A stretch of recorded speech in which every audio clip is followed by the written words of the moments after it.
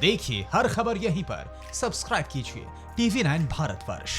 राम जन्मभूमि पर पाकिस्तान की साजिश का एक खुलासा हुआ है। आईएसआई ने पूरे भारत में हमले की पूरी साजिश रची।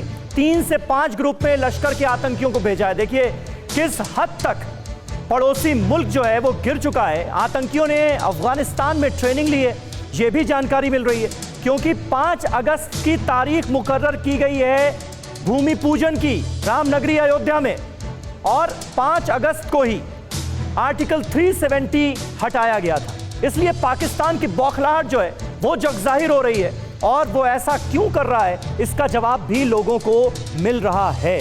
जीजी द्विवेदी साहब हमारे साथ मौजूद हैं, उनके पास मैं जाऊं उससे पहले एक और बड़ी खबर आपके लिए। कल दोपहर 2 बजे राफेल लैंड करेगा।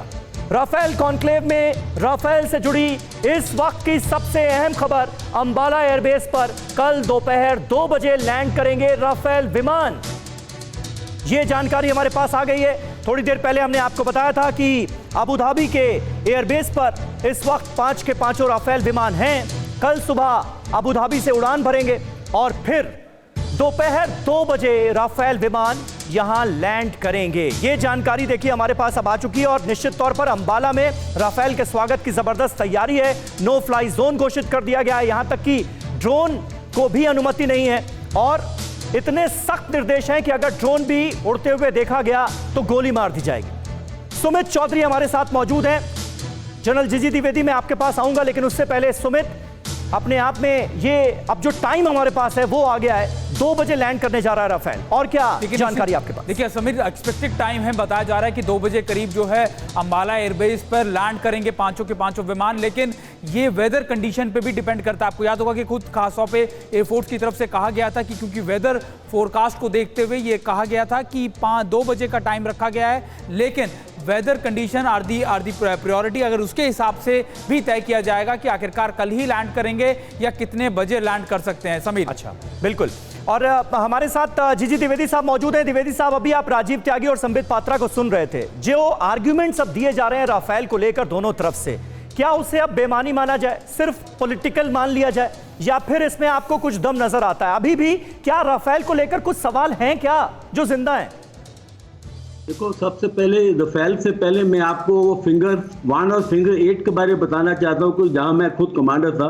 देखिए, हम जो है फिंगर 1 पर थे और चाइनीज फिंगर 8 पर थे, और 1 और 8 के बीच में ग्रे जोन है, यानी कि नो मैन लैंड है। हाँ। अभी चाइनीज जो फिंगर 4 पर आ गए, यानी कि वो नो मैन लैंड के अंदर आ गए, जिनको वहां नहीं आना चाहिए। ना तो वो वहां बना सकते हैं, ना बंकर बना सकते हैं, ना वो रह सकते, तो इसलिए उनका उल्लंघन हुआ है।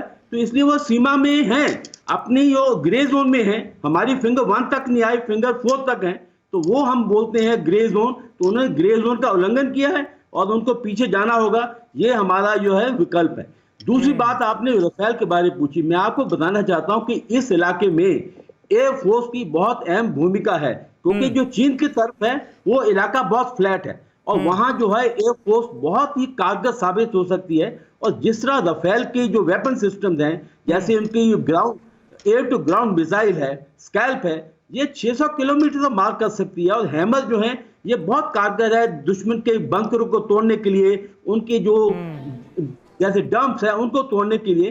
तो ये एक बहुत ही कारगर वेपन सिस्टम हमारे पास आया है। मैं ये कहना चाहता हूं कि इस पर राजनीति नहीं होनी चाहिए, क्योंकि ये जो विवाद है, ये विवाद इसलिए चल रहा है कि उसमें कौन से वेपन सिस्टम है, कौन से रडार है, उसके सारे होने के कारण बहुत सा जो उसकी कीमत पर बहुत इजाफा हो जाता है। तो मैं इतना ही बोलूंगा कि देखो, रक्षा के ऊपर राजनीति मत करो, ग्राउंड सिचुएशन समझो, जो आपको समझाने वाले हैं उनकी बात मानो।